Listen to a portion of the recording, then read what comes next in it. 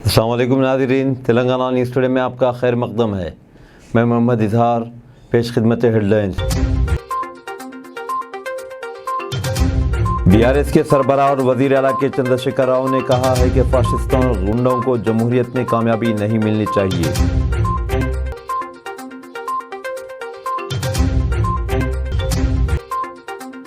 Senior AICC leader Priyanka Gandhi ने कहा है कि कांग्रेस पार्टी की पॉलिसी इस बात को यकीनी बनाना है कि अवाम का पैसा अवाम का रहे, जबकि बीआरएस और बीजेपी की पॉलिसियां उसके उलट हैं।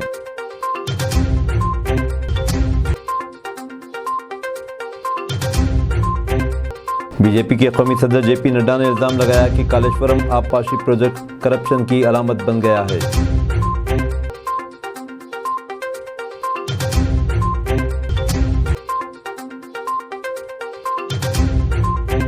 ऑस्ट्रेलिया ने छठी मर्तबा जीता वर्ल्ड कप का खिताब, हिंदुस्तान को फाइनल में दी शिकस्त, ट्रेविस हेड की सेंचुरी।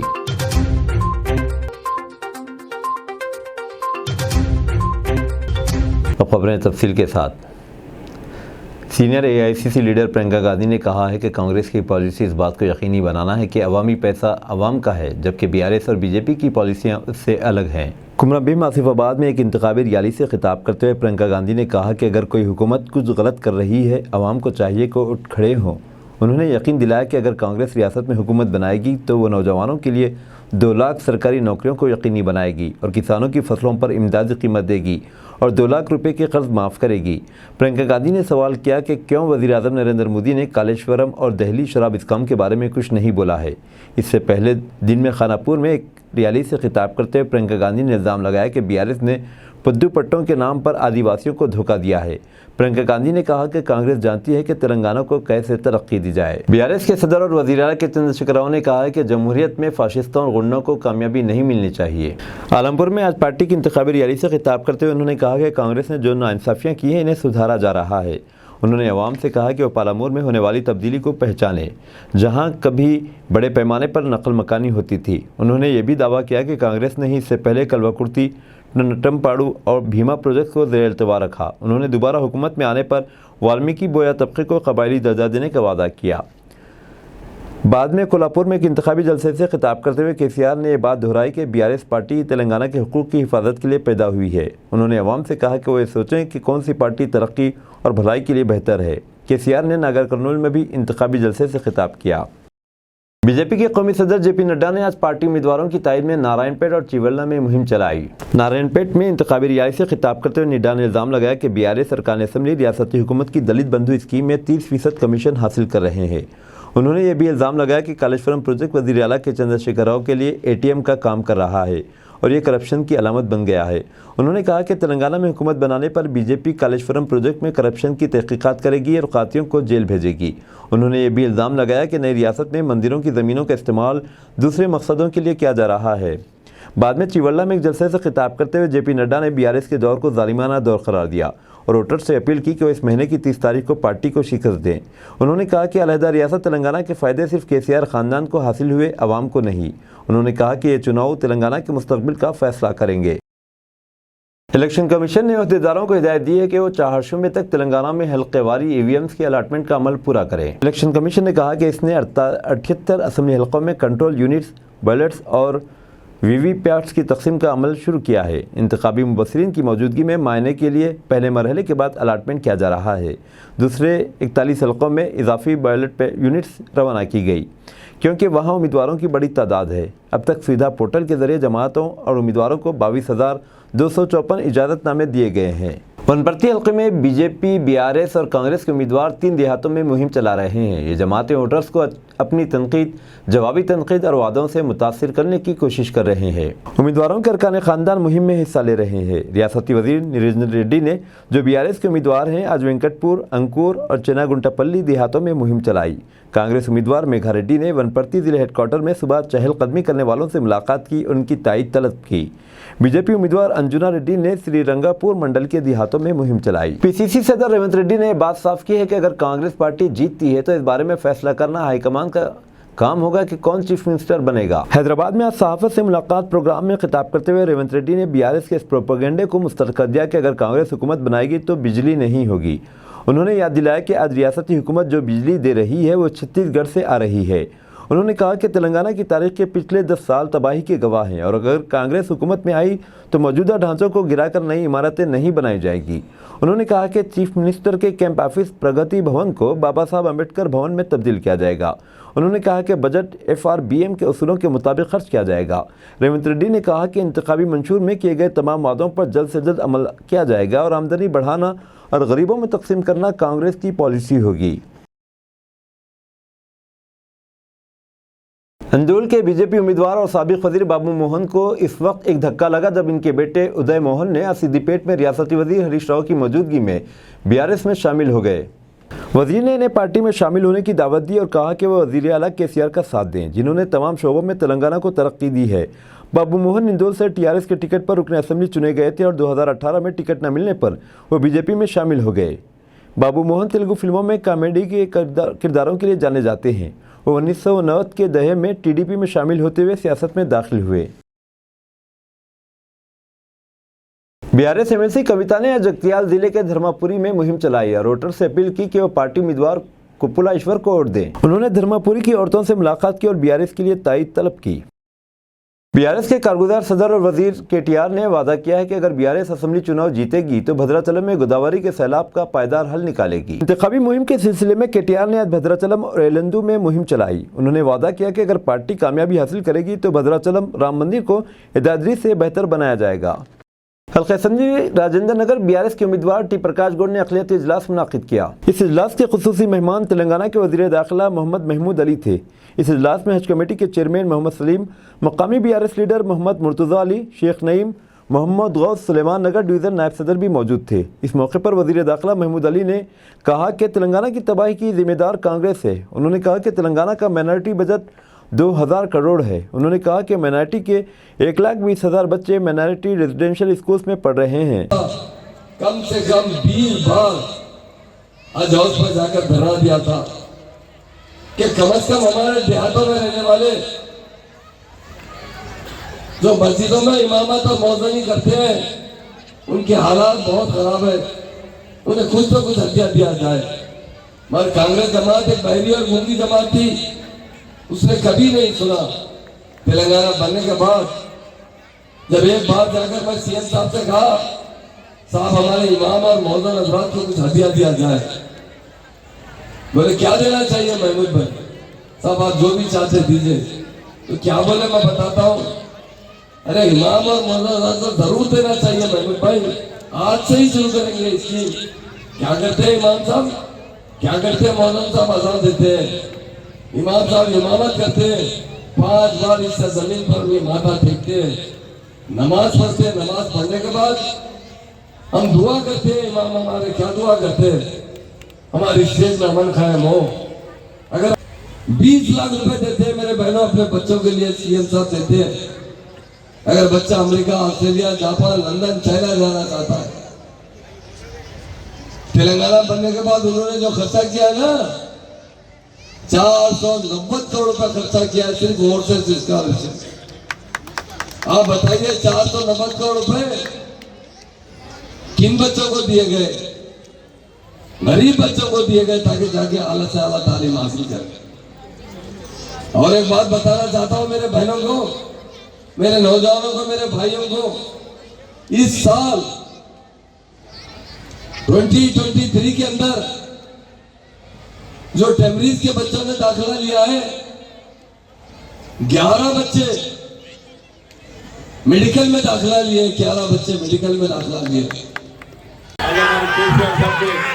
ऐसा तेलंगाना का ऐसा मंजूर होता है। अपना तेलंगाना बोले तो पूरे देशों में रिकॉर्ड है। राजेंद्र नगर में इंटरनेशनल एयरपोर्ट है। कोई बड़ा आदमी रहते, कोई फाइव मिनिस्टर रहते, कोई चीफ मिनिस्टर रहते, कोई राष्ट्रपति रहते, अपने कॉन्स्टिट्यूंसी में उतरना आना, अपनी कॉन्स्टिट्यूंसी वैसी कॉन्स्टिट्यूंसी। आप देख रहे हैं अपने कॉन्स्टिट्यूंसी में मेट्रो रेल आ रहा, साइकिल का ट्रैक हुआ, ब्रिजा चल रही, कितने भी काम कर दे रहे हो। अब वो शादी बार को हमारे साथ होते शादी बार का सब भी अभी आप लोग साहब बोले तो बस सुनना। फिर इलेक्शन में मुकाबले के लिए आई है। कांग्रेस कभी भी तेलंगाना के अवाम के साथ इंसाफ नहीं कर सकी। तेलंगाना को बर्बाद करने वाली कोई पार्टी है ना, तेलंगाना के अवाम को तबाह करने वाली कोई पार्टी है ना, उसी का नाम कांग्रेस है। इसीलिए उसका निशान भी हाथ है। वोट लो हाथ के निशान पर और हाथ दो अवाम को, ये उनका पेशा है। आज इलेक्शन में आकर यहाँ बड़ी बड़ी बातें कर रहे हैं, खास तौर से माइनॉरिटी के लिए 4000 करोड़ खर्चा करेंगे। मैं माइनॉरिटी भाइयों से पूछता हूँ, राजस्थान में किसकी हुकूमत है? कांग्रेस की है। वहाँ मुसलमानों की पॉपुलेशन हमसे डबल है। 85 लाख पॉपुलेशन में 1900 करोड़ देते हैं, और हमारे सीएम साहब यहाँ 50 लाख के पॉपुलेशन पर 2200 करोड़ देते हैं। और आने वाले साल हम ज़रूर 4000 करोड़ से ज़्यादा खर्चा करके बताएंगे। आज रेजिडेंशियल स्कूल देखिए, जो हमारे भाई साइकिल का पंचर बनाते हैं, कार का पंचर बनाते हैं, होटल में जाके प्यालियाँ धोते हैं, फुटपाथ पे ठेले बंडी रख के काम चलाते हैं, आज उनके बच्चों को सीएम साहब ऑस्ट्रेलिया, लंदन, अमेरिका भिजा रहे हैं आला तालीम के लिए। 20 लाख रुपए नॉन रिफंडेबल देते हैं, और एक 204 रेजिडेंशियल स्कूल में 1,20,000 बच्चे तालीम हासिल करते हैं। तेलंगाना को तरक्की दिलाने वाला महात्मा लीडर केसीआर है, और तेलंगाना में मुसलमानों को इज्जत देने वाला कोई लीडर है, मुसलमानों को तरक्की दिलाने वाला कोई लीडर है,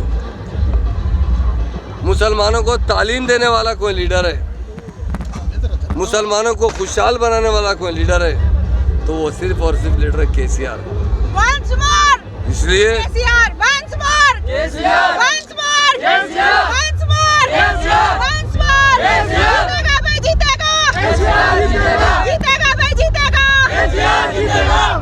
ये कांग्रेस व्हाट्सएप जमात हो चुकी है। ये कर्नाटक में जीती है, जरूर जीती है। कर्नाटक के मुसलमानों को जीना मुश्किल कर दिए थे, दाढ़ी है तो छोटी कर दिया जा रहा था, लाउड स्पीकर में अज़ान नहीं देने दिया जाता था, कोई गोश्त ले आते तो ये गोश्त बकरे का है या बड़े जानवर का है, उसका कत्लेआम किया जा रहा था। वहाँ के लोग मजबूरी में उठ डाले हैं। मगर यहाँ मैं चैलेंज से कहता हूँ, कांग्रेस पार्टी सिंगल डिजिट भी क्रॉस नहीं कर सकती। मैं अभी मीडिया से भी बताया हूँ, 30 तारीख को इलेक्शन होगा, 3 तारीख को डब्बे जब सुबह खुलेंगे 7 बजे, 8 बजे से पूरे लीडर फरार, दिल्ली किधर, दिल्ली दिल्ली लड़ ले रहे हैं अभी से। रेवंत रेड्डी माई चीफ मिनिस्टर, अरे भाई तो सिंगल डिजिट क्रॉस नहीं कर सकता, तो चीफ मिनिस्टर के दावे किधर डाल रहा है? उधर उत्तम कुमार रेड्डी बोलते हैं कि मैं चीफ मिनिस्टर बनूंगा, उधर जाना रेड्डी साहब कहते हैं, उधर जग्गा रेड्डी साहब कहते हैं। कोई भी चीफ मिनिस्टर क्या छोड़िए, जीत भी नहीं सकते। जग्गा रेड्डी 2 जगह से लड़ रहे हैं ना, मैं गारंटी से बता दूंगा, दोनों जगह भी बड़ी मेजॉरिटी से हारेंगे वो। इस वास्ते कि तेलंगाना अवाम केसीआर साहब को नहीं भूल सकती। जिस तरह हिंदुस्तान को आज़ादी दिलाने में महात्मा गांधी ने जरूर अदा किया था, तेलंगाना को भी हमारे सीएम साहब ने अमन से तेलंगाना हासिल किया है, और तेलंगाना को हिंदुस्तान में नंबर 1 स्टेट बनाए हैं। इसलिए राजेंद्र नगर में के तमाम भाइयों से मैंने अपील किया, बहनों से, उसी तरह हमारे मीडिया भाइयों के ज़रिए सारे तेलंगाना के मुस्लिम भाइयों से, बहनों से, हिंदू भाइयों से भी अपील करता हूँ। हमारी स्टेट बहुत बैकवर्ड थी, यहाँ पीने के लिए पानी नहीं था, करंट नहीं था, किसान खुदकशी करते थे, हर शोबेहात में हम बहुत बैकवर्ड थे। आज हमारे आगे बढ़ाने में सीएम साहब ने जो रूल अदा किया है, उसका मिसाल हम नहीं दे सकते। सीएम साहब ने पिछले साल प्रकाश गौड़ अन्ना को मालूम है एजुकेशन पे कितने पैसे दिए? 7,200 करोड़ रुपए वो स्कूलों को इंफ्रास्ट्रक्चर के लिए, तरक्की के लिए दिए। इसलिए मैं तमाम आवाम से अपील करता हूँ, कार के निशान को वोट लगाइए और कार की तरह तेज रफ्तार से तरक्की कीजिए। मुस्तकबिल आपके हाथ में। चिंतल बस्ती में इंतखाबी मुहिम के हिस्से के तौर पर तोमिला बस्ती में केसीआर की भरोसा स्कीम को खैरताबाद के बीआरएस उम्मीदवार ने आवाम तक पहुंचाया। आज खैरताबाद के बीआरएस उम्मीदवार ने घर घर इंतखाबी मुहिम चलाई। इस मौके पर चिंतल बस्ती डिवीजन के सदर अरुण कुमार और श्रीनिवास रेड्डी और सत्तार, पाशम, वेंकटेश और बीआरएस के सीनियर लीडरान, कारकुनान, खवातीन और बस्ती के बाशिंदों ने बीआरएस पार्टी की इंतखाबी मुहिम में हिस्सा लिया और उम्मीदवार नागेंद्र की मुकामी आवाम ने शालपोशी और गुलपोशी की। బ్రహ్మరథం పడతా ఉన్నారు। ఇక్కడ నియోజకవర్గం ఏ ప్రాంతం పైన కూడా మేము కేసీఆర్కే అండగా ఉంటామని ఆడపడుచు ప్రత్యేకంగా మేము కేసీఆర్ ఎమ్మడి ఉంటాం, కేసీఆర్కు కారు గుర్తుకే ఓటేస్తామని ప్రజలు చెప్తా ఉంటే చాలా సంతోషం। ఎందుకంటే సంక్షేమ పథకాలు మరి కాంగ్రెస్ పార్టీ ఏదైతే రూసవల్లిలాగా రోజుకొక పథకాలు తీసుకొస్తుంది, ఎప్పుడే కానీ ఒక పార్టీ జాతీయ పార్టీలో ఉన్నా రాష్ట్రంలో ఉన్నా ఒక ప్రణాళిక అనేది ఒక్కసారి సిద్ధం చేస్తారు। అంటే గంట కల్లా ప్రణాళిక మారుతూ ఉంది। అంటే అప్పుడే తెలిసిపోయింది కాంగ్రెస్ పార్టీ ఇక్కడ రాష్ట్రంలో మనుగడ లేదు కాబట్టి రోజు ఒక ప్రణాళిక తెస్తుంది। ఇచ్చేటువంటి ప్రణాళికలు మీ రాష్ట్రంలో ఉన్నాయా? ఇప్పుడు సుమారు 46 మన ప్రణాళికలతో ముందుకొచ్చారు। మొన్న 6 గ్యారంటీలు అన్నారు, ఇప్పుడు 46 గ్యారంటీలు అన్నారు। ఏది గ్యారంటీ పక్కా మీకు చెప్పాలి। మీ రాష్ట్రంలో ఉన్నాయా ఈ గ్యారంటీలు? మీ రాష్ట్రంలో లేకుండా ఈ రాష్ట్రంలో ఇస్తామని ఎట్లా చెప్తున్నారు? ఈ రాష్ట్రంలో ఉన్నటువంటి బడ్జెట్ వచ్చేసి 3 లక్షలకు ఉంటే 3 లక్షలకు ఉంటే మీరు 3 లక్షల కోట్లు ఉంటే ఈరోజు మీ రాష్ట్రంలో మన రాష్ట్రంలో మీరు నిన్న ప్రవేశపెట్టినటువంటి ప్రణాళిక విలువ సుమారు 3.5 లక్షల కోట్ల రూపాయలు। అంటే మీరు ఎవరిని మోసం చేస్తున్నారు? తెలంగాణ ప్రజలను ఎట్లాగైనా మోసం చేయాలి, ఎట్లాగైనా అధికారంలో రావాలనేది కుట్ర తప్ప మీరు ఇచ్చే ప్రణాళికకి ఏమైనా శాంటిటీ ఉందా? దానికి ఏమైనా విలువ ఉందా? విలువ లేని, శాంటిటీ లేని మీరు ప్రణాళికని తెలంగాణ ప్రజలు నమ్మే పరిస్థితులు లేరు। తెలంగాణ ప్రజలకు రాజకీయ పరిజ్ఞానం ఉంది, లోక జ్ఞానం ఉంది। తెలంగాణ ప్రజలు తెచ్చిన తెలంగాణను కాపాడుకోవడానికి కంకణబద్దులో ఈరోజు చూస్తూ ఉన్నారు। ఎంతమంది మహిళలు పొద్దున్న నుండి కూడా ఇంటింటికి వాడవాడకు తిరుగుతూ ఉండి ఏ ఇంటికి పోయినా కూడా బ్రహ్మరథం బట్టి మంగళారతులతో స్వాగతం ఇచ్చి కేసీఆరే వస్తాడు బిడ్డ, కేసీఆరే వస్తాడు బిడ్డ అని అంటూ ఉంటే మాకెంతో ఆనందం కలుగుతూ ఉంది। అంటే కేసీఆర్ గారు ఒక నమ్మకం, కేసీఆర్ అంటే ఒక ధీమా, ఒక విశ్వాసం, అంటే ఒక విశ్వసనీయత కలిగిన నాయకుడు తెలంగాణలో ఉండడం తెలంగాణ ప్రజలు చేసుకున్నటువంటి పుణ్యంగా నేను భావిస్తూ ఉన్నాను।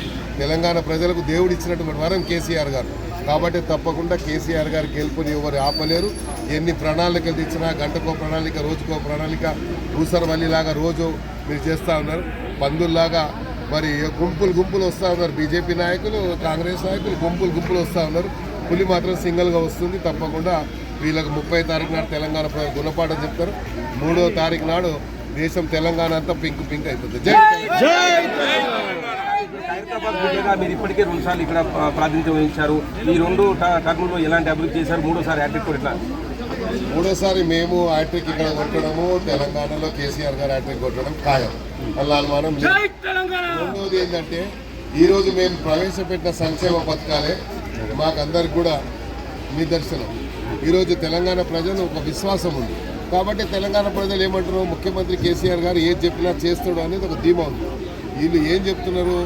అందుకని మేము చెప్పినాం ఏదైతే స్కీమ్స్ ఇచ్చామో స్కీమ్స్ కాకుండా అభివృద్ధి, అసలు హైదరాబాద్ సిటీ ఈరోజు ఒక గ్లోబల్ సిటీగా విశ్వనగరంగా గుర్తింపు పొందుతూ ఉంటే, హైదరాబాద్లో ఎంత అభివృద్ధి జరుగుతుంటే కళ్ళుండి చూడలేనటువంటి గుడ్డోళ్ళకి ఏం చెప్పగలుగుతాం మనం? ఈరోజు వాడు చూసుకోవాలి। కళ్ళుండి చూడని గుడ్డి వాళ్ళు ఎవరైతే వస్తున్నారో కాంగ్రెస్ నాయకులు, బీజేపీ నాయకులు, మీరు హెలికాప్టర్లో ఫ్లైట్లో తిరిగేటప్పుడు తెలంగాణ ఎట్లుండే అన్నమో రామచంద్ర అనే తెలంగాణలో అన్నపూర్ణగా చేసిన ఘనత కేసీఆర్ దక్కింది। ఈరోజు 3 కోట్ల ధాన్యం తెలంగాణలో వస్తుంది అంటే దేశానికే ఒక మరి రైస్ బౌల్గా మారింది తెలంగాణ। కాబట్టి తెలంగాణను మీరు ఎన్ని రకాలుగా మరి ఇది చేసినా, అస్తవ్యస్తం చేయడానికి మీరు కుట్రలు చేసినా తెలంగాణ ప్రజల నంబర్ తప్పకుండా మీకు గుణపాఠం చెప్తారు।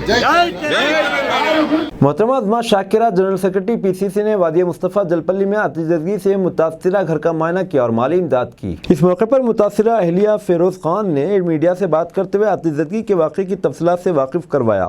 मुतासिरा ने शिकायत की कि न मकामी एमएलए ने दौरा किया और न ही कोई मकामी कायदी ने दौरा करते हुए तफसीलात हासिल की और न ही कोई माली मदद का तयक़ुन दिया।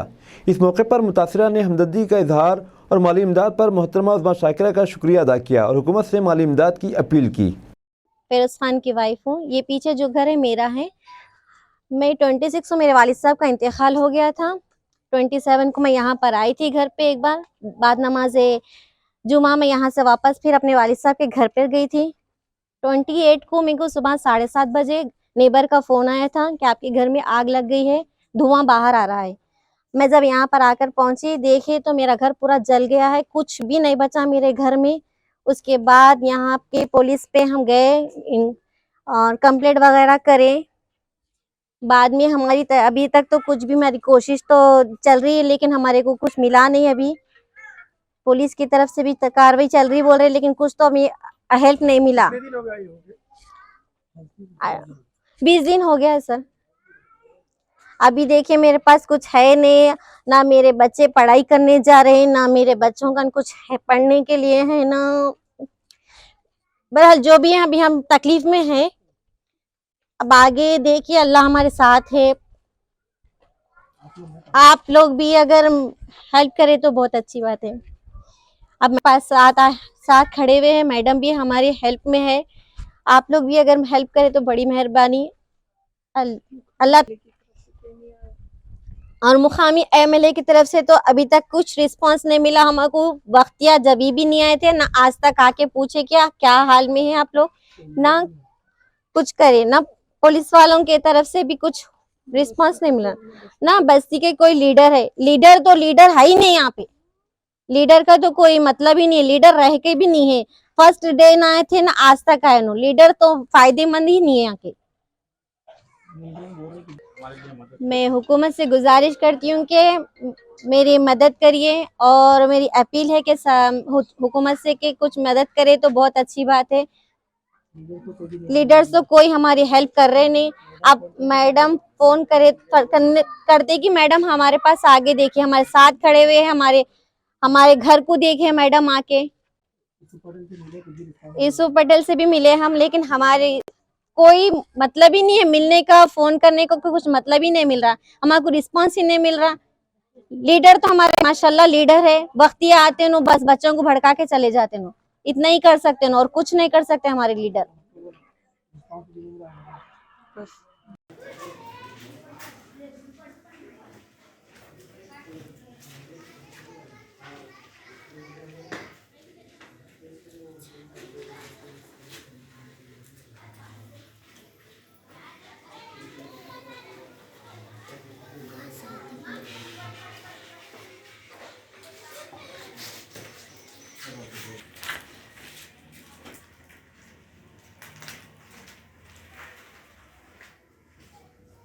गैस सिलेंडर था, गैस सिलेंडर कुछ भी ना।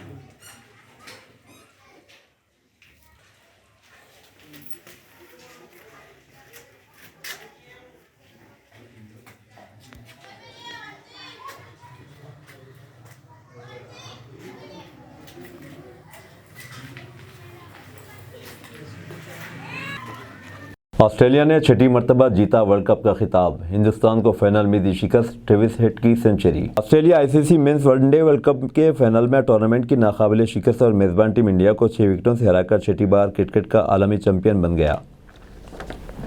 आईसीसी वर्ल्ड कप के फाइनल में ऑस्ट्रेलियाई बैटर ट्रेविस हेड और लिबोशियन ने शानदार बैटिंग करते हुए इंडिया के अरमानों पर पानी फेर कर वर्ल्ड कप 2023 का टाइटल ऑस्ट्रेलिया के नाम करवा दिया। इतवार को वर्ल्ड कप का फाइनल अहमदाबाद के नरेंद्र मोदी स्टेडियम में खेला गया, जहां ऑस्ट्रेलियाई कप्तान पैट कमिंस ने टॉस जीतकर बॉलिंग का फैसला किया। ऑस्ट्रेलिया की दावत पर पहले बैटिंग करते हुए हिंदुस्तान की पूरी टीम 50 ओवर में 240 रन बनाकर आउट हो गई। केएल राहुल 66 और विराट कोहली 54 रन बनाकर नुमाया रहे। ऑस्ट्रेलिया ने इंडिया को 241 रन का हदफ ट्रेविस हेड और लिबोशियन की बेहतरीन बैटिंग की बदौलत 43 ओवर में पूरा किया। हदफ के ताक़ुब में हेड ने मुश्किल वक्त में सेंचुरी और लिबोशियन ने 50 करके अपनी टीम को वर्ल्ड कप जितवाने में अहम किरदार अदा किया। ट्रेविस हेड ने 120 गेंदों पर शानदार 137 रन की इनिंग खेली, जबकि लिबोशियन ने 58 रन बनाए और नाकाबिल शिकस्त रहे। वाज़ेह रहे कि ऑस्ट्रेलिया ने छठी बार आईसीसी वनडे वर्ल्ड कप का टाइटल अपने नाम किया है। कैंगरूज ने 1987 में और 1999 और 2003, 2007, 2015 अब 2023 में वर्ल्ड कप ट्रॉफी उठाई है। अहमदाबाद के नरेंद्र मोदी स्टेडियम में 1,32,000 तमाशाइयों की गुंजाइश है। फाइनल देखने स्टेडियम में भारतीय मदाहों की बड़ी तादाद मौजूद थी, जिनमें कई मशहूर शख्सियात भी शामिल थे। हल्के असम्बली संगारेड्डी के एमएलए जयप्रकाश रेड्डी उर्फ जग्गा रेड्डी ने संगारेड्डी कलेक्ट्रेट ऑफिस से Sunday market Sangareddy x road तक पैदल दौरा किया। संडे मार्केट में सब्जी बेचने वालों से और दीगर आवाम से मुलाकात की और कांग्रेस पार्टी को डालने के लिए इनसे अपील की। इसी दौरान बीआरएस और बीजेपी के लीडर और वर्कर्स ने एमएलए जग्गा रेड्डी की मौजूदगी में कांग्रेस में शुमूलियत इख्तियार की। जग्गा रेड्डी ने टीएनटी न्यूज़ से बात करते हुए कांग्रेस की 6 गारंटी और SC ST BC और माइनॉरिटी डिक्लेरेशन की तफसीलात बताई। भाई 70 सीट्स कांग्रेस को हुकूमत दो, सोनिया जी राहुल जी जो डायरेक्शन दिए हैं गरीबों के लिए। हाँ अच्छा, SC ST लोगों को इंदिरा घर वो कितना SC ST को 6 लाख और SC ST को BC बाकी का कास्टों को 5 लाख। इंदिरा घर के डबल बेडरूम बोल के बहुत धोखाबाज किए हैं TRS गवर्नमेंट। कांग्रेस हुकूमत आने के बाद इससे पहले 10 साल के पहले जैसा इंदिरा 1,25,000 देती थी, अभी 6 लाख 5 लाख इंदिरा घर के। ये अच्छा स्कीम से सोनिया जी बोले हैं कांग्रेस अब या कांग्रेस का हुकूमत दीजिए बराबर। जितने भी गरीबों को बचाने का जो स्कीम्स है ये 100 दिनों में 3 महीनों में गवर्नमेंट आने के बाद अमल करेंगे। यही कांग्रेस का मैनिफेस्टो है। पब्लिक भी सोचने में पड़े है, कांग्रेस को हुकूमत देता बोल के, पब्लिक हुकूमत देता बोल के हमको भरोसा है। संगारेड्डी कॉन्स्टिट्यूंसी में सब TRS वाले कल पदयात्रा करे संगारेड्डी पुराना नलसाब गड्ढा मखदूम नगर में। वो लोग ये प्रचार करे कि संगारेड्डी में IT हब 10,000 एम्प्लॉयमेंट देते बोल के, और आप जो डिमांड कर रहे थे, जो पब्लिक को बोल रहे थे मेट्रो रेल लाता बोल के, वो भी आपका कॉपी करे। तो आप इस पे क्या बोलना चाहते हैं? नहीं, मैं क्या बोल रहा हूँ, ठीक है, अब हब करते कि इसको लंदन करते कि इसको क्या क्या करना चाह रहे, 9 साल में करना था। 9 साल हुकूमत तो पब्लिक दी है ना, वो 9 साल में करना था। अभी इलेक्शन टाइम पे मैं वो कर दूँ, ये उखाड़ दूँ, वो उखाड़ दूँ, ये सब बेकार बात है। सब हरीश राव के जो मिनिस्टर बोल रहा है मेरे को मालूम है, पर ये बेकार बकवास बातें हैं सब। वो 9 साल आपका हुकूमत में थे, अभी वो 9 साल में करने का छोड़ के अभी मैं वो करूंगा, ये करूंगा, इसको उठाऊंगा, इसको वो कर दूं, ये बेकार बात है, बकवास बात है। जो ये अब इसको पब्लिक भी भरोसा नहीं कर सकते।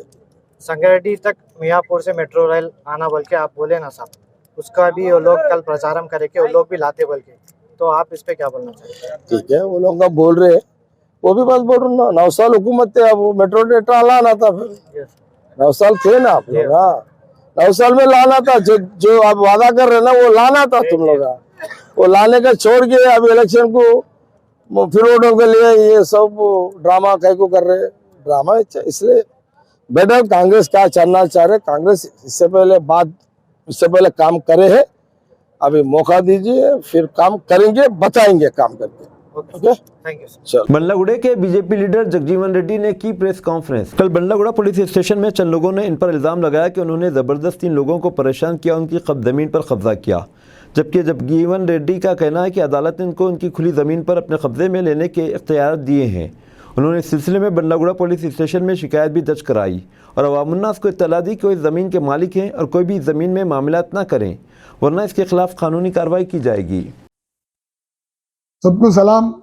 पुराने शहर के आवाम को आज मैं दोबारा आने का एक ही मकसद है, कल मेरे लैंड पे कोर्ट का आर्डर है, कोर्ट का आर्डर के मुताबिक मैं मेरी लैंड जो ओपन लैंड पे मैं गए तो वहां पर औरतों को जमा करे। ये हुसैन शहीद के भाई मकबूल शहीद, शब्बीर हुसैन, उमर साले अब्दुल्ला, एक आबेद बोल के, वो आबेद क्या है, एक चैनल का नकाब डाल के आ रहा, नकाब 1 नंबर लैंड ग्राबर है, चैनल में करता काम, ड्यूटी करता, उधर उधर से के भगा दिए, पूरे चैनल में भगा दिया, एक चैनल पकड़ लिया। उन्हें 1 नंबर का लैंड ग्राबर है। मेरे को कल आके ब्लैकमेल कर रहा पुलिस स्टेशन करने, ये सब औरतों को 50 का 100 का वालों को सदा रहे कहते तुम, मैं मीडिया में डाल दू 500 कह दो बोल के बोल रहा हूँ। आवेद 500 का मैं क्या दू, मैं पट्टेदार हूँ, मैं ओरिजिनल पट्टेदार हूँ, लैंड ग्राबर नहीं होता मैं, मेरी लैंड मेरा अकेले लड़ रहा हूँ, 43 एकड़ का मैं ओनर हूँ, ये ले से इस्लामिया कॉलेज से लेकर उमडाल तक मैं ओनर हूँ, मैं छोड़ हूँ, मैं कह को बात होगा तो उसको मैनेजर तू बोल के बोला। बाद में एक प्रेस कॉन्फ्रेंस करे, एक प्रेस कॉन्फ्रेंस में उमर साले अब्दुल्ला, ये उमर साले अब्दुल्ला, ये देखो